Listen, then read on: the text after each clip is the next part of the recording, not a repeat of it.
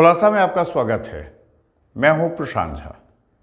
बिहार में विधानसभा चुनाव में वोटिंग खत्म होने के बाद अब एनडीए और महागठबंधन के खेमे के प्रत्याशी अपने कार्यकर्ताओं से अपनी जीत के गणित में उलझे। प्रत्याशी लगातार अपने कार्यकर्ताओं से वोटरों के हिसाब करने में जुटे और एग्जिट पोल को गलत बता रहे।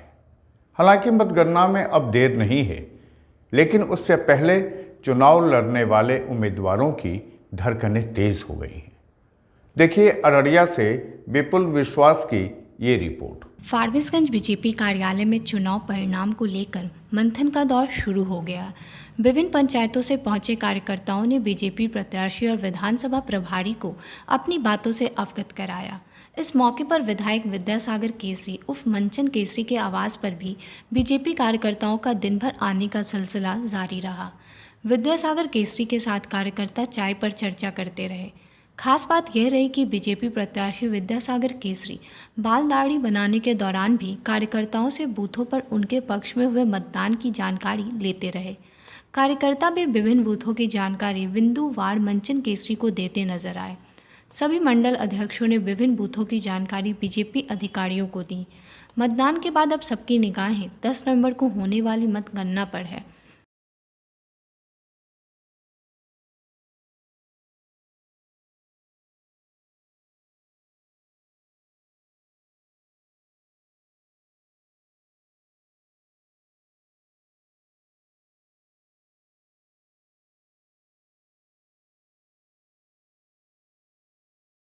कलबाजी हो रहा है सबको।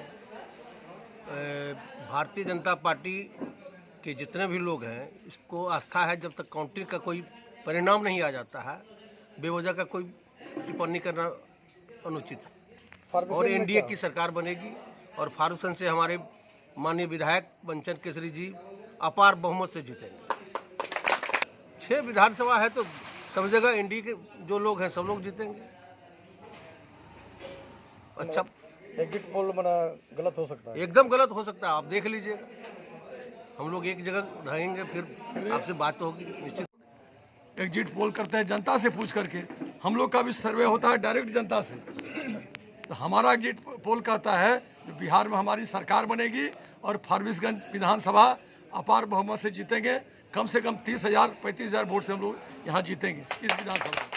मतदाता पे पूरा भरोसा है। उन्होंने विकासवाद को वोट किया है।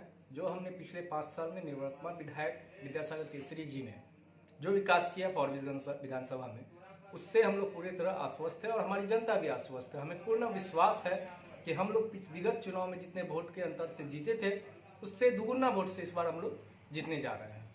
बिहार में किसकी सरकार बन रही है? बिहार में पुनः एनडीए की ही सरकार बनेगी, क्योंकि एग्जिट पोल्स को हम अभी सही नहीं मान रहे, क्योंकि पिछले चुनाव में भी एग्जिट पोल हमने देखा था जिसमें हमारी सरकार को सभी एग्जिट पोल ने बहुत पूर्ण बहुमत दिया था, लेकिन हम लोग पूर्ण बहुमत को नहीं पा सके थे, सिर्फ 53 सीट पे आगे सिमट गए थे। इसलिए मैं अभी के वर्तमान एग्जिट पोल को सही नहीं मानता हूं और मुझे पूर्ण विश्वास है, हमारी संगठन को पूर्ण विश्वास है कि हम लोग पुनः बिहार में नीतीश कुमार के नेतृत्व में एक सफल सरकार बनाएंगे। इस बीच 7 नवंबर को तीसरे चरण के मतदान के बाद आए एग्जिट पोल के नतीजे के बाद दोनों खेमे भाजपा गठबंधन और राजद महागठबंधन के रणनीतिकारों की धुक-धुकी बढ़ गई है। एग्जिट पोल के नतीजों ने राजद महागठबंधन में जोश भर दिया है। इस दौरान कई कार्यकर्ताओं ने एग्जिट पोल के नतीजों पर भी सवाल उठाए। खुलासा के लिए श्रुति प्रिया के साथ अररिया से विपुल विश्वास की रिपोर्ट। हमारे साथ बने रहने के लिए हमारे चैनल खुलासा मीडिया को कीजिए सब्सक्राइब और नीचे दिए गए बेल आइकन को जरूर दबाएं। फिलहाल के लिए दीजिए मुझे इजाजत। नमस्कार।